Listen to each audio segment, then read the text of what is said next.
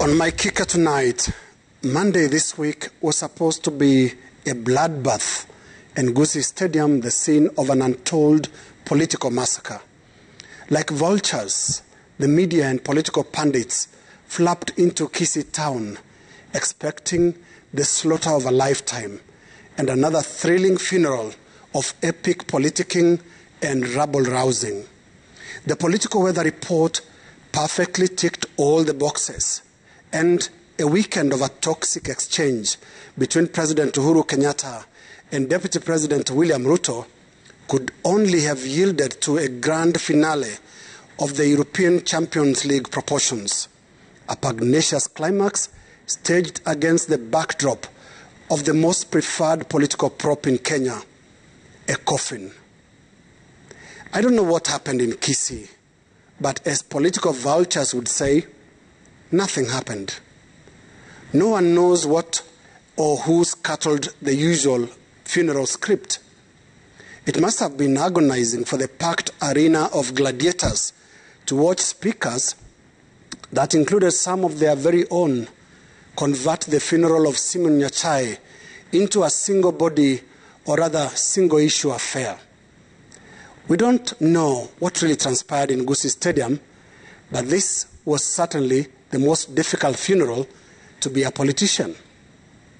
And what we discovered is, first, it is possible for our political leaders to respect the dead, especially when they know the name and profile of the deceased.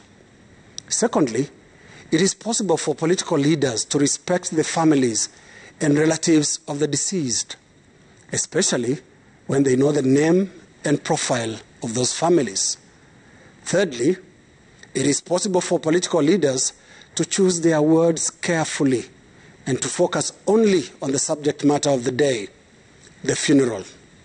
Fourthly, we also discovered that when together, political leaders are capable of tucking their respective tails very neatly between their legs. You see, about 48 hours before the Nyachae funeral, the president and his deputy engaged in some interesting sunroof heroics, sniping at each other from the safety of their elaborate motorcades that were in any case many miles apart. In Gusii Stadium, President Kenyatta and his deputy Ruto sat about 1.5 meters apart, courtesy COVID-19 protocols, but close enough to let each other know directly those things they say about each other from the sunroof tops of their cars.